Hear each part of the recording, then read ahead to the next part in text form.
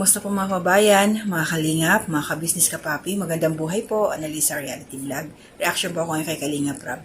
Namiss ko po si Joy Diwata. Kilala nyo na yan sa mga supporters po, subscribers ng Kalingap.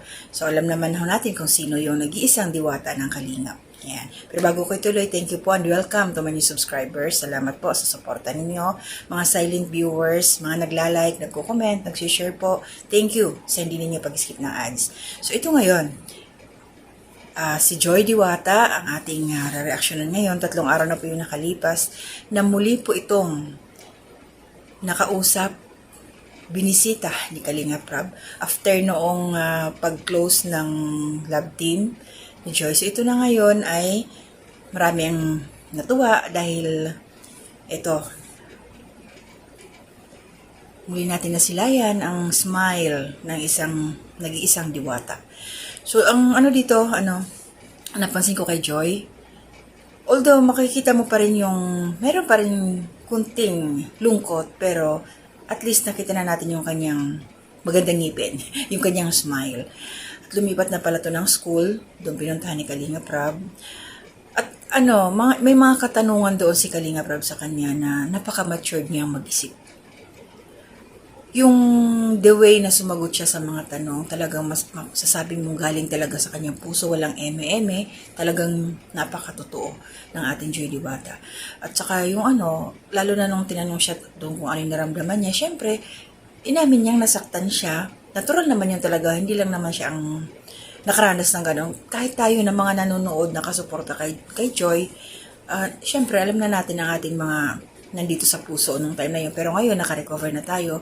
At maraming salamat talaga dahil through guidance, mas pinatatag na ang ating Joy Diwata ngayon. Nakafocus na siya sa kanyang pag-aaral, mas lalo. At ito, about sa paglalab team, tinanong siya ni Kalingap Rob kung sakasakaling bibigyan siya ng opportunity makipag-love team sa iba, papayag daw ba siya o ano. So, ang sagot nga niya is hindi pa siya handa, pero hindi niya sinasarado. At yun nga, nagpa-good vibes, merong isa doon, si Patrick ba yun? Hindi sila bagay. Diretsan, hindi sila bagay. Hindi makapagsalita yung si Patrick. Parang magiging comedy ang dating na ito pag sakali man silang i-partner.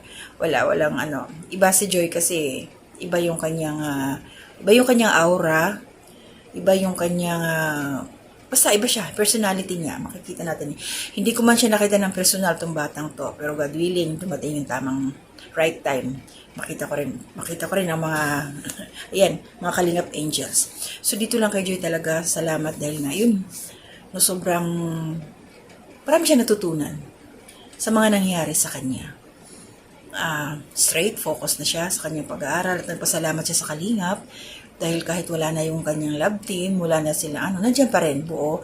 At yun nga, doon pa sa tanong ni Kalingap Rob about kung yung loyalty sa Kalingap. So, sabi nga niya, hindi siya aalis sa Kalingap, lalo't lalo na pati yung mama niya, nabanggit din doon.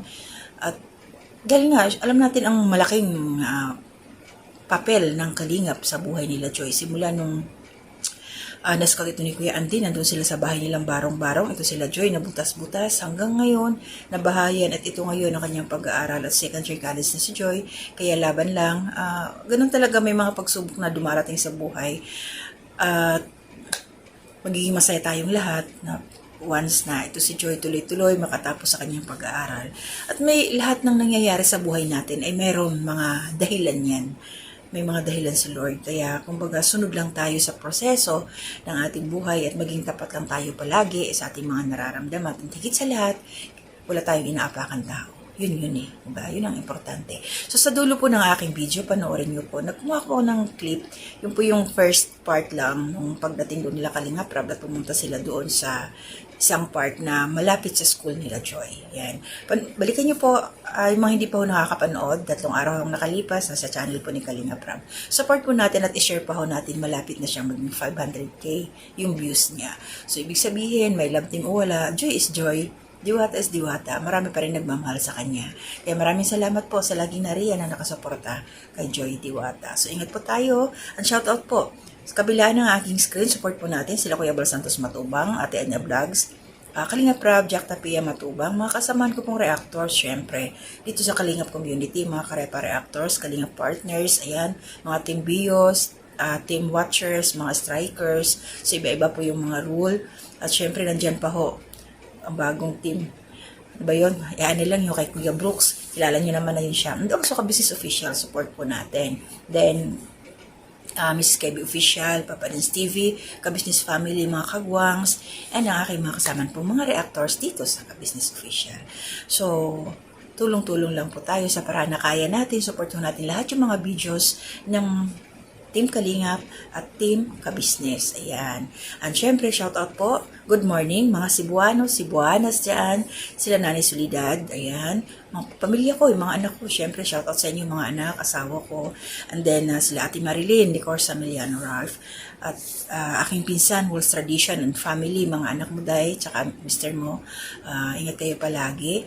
And at lahat-lahat po na nariyan sa aking community spotlight, pasensya na po, hindi ko kayo na i-mention, medyo tayo ngayon sa oras, gipit-gipit po tayo, pasulpot-sulpot lang. At try ko pa hong gumawa ng isa pang reaction after this na may upload ko po ito. Ano bang araw ngayon? Linggo na ho dito ng madaling araw dito sa aking location. So, dyan sa Pilipinas, I think, check ho natin. Sa oras ko ngayon na ginagawa ko itong aking reaction is alauna, 1:21 na po. So, i-upload ko po muna ito. So, ingat po tayo, basta love-love lang po tayo. To God be the glory.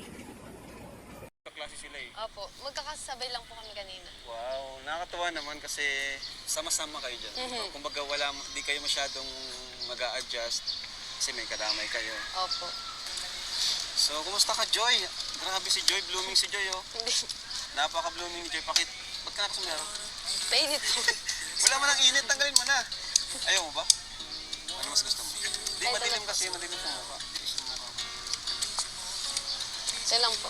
Okay na sa camera. So, yun nga, gusto lang kitang kumustahin kasi dami nag-request na kumustahin daw kita. So, kumusta naman ang isang Joy Diwata ng Kalingap? Okay lang po, medyo nabibisi po ngayong mga nakaraan kasi mapasukan na. Tapos, nung nakaraan po, nag-jogging po ako at nag-marathon po kami. Opo. Congrats, nakita ko nga yun. Opo. Natapos mo yun? Ilang kilometers yun? 10 po.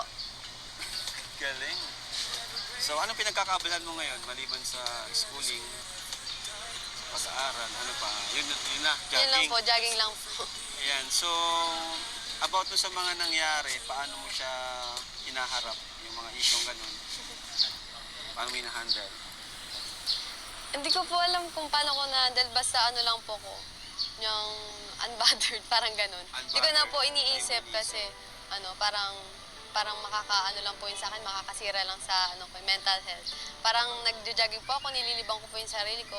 Tsaka mas focus po ako sa sa goal ko na ito po, mag-aral po ako. Parang nag-advance study para hindi na mahirapan po. Malaking turong din po yung tinuro po sa akin ni Kuya Dan dati po na pag may problema po, wag po akong magtago or umiwas sa mga tao. Yung about sa wall. Opo, about sa wall na harapin ko po kahit na Nakakatuwa naman. ang mangyari. Natuwa ako kasi yun. Marami rin naitulong talaga yung Danjoy. Yun nga pala, tanong ko lang din. Yung Danjoy ba is pinagsisisihan mo? Hindi. Hindi po. Hindi po talaga. Ba't nahiya ka?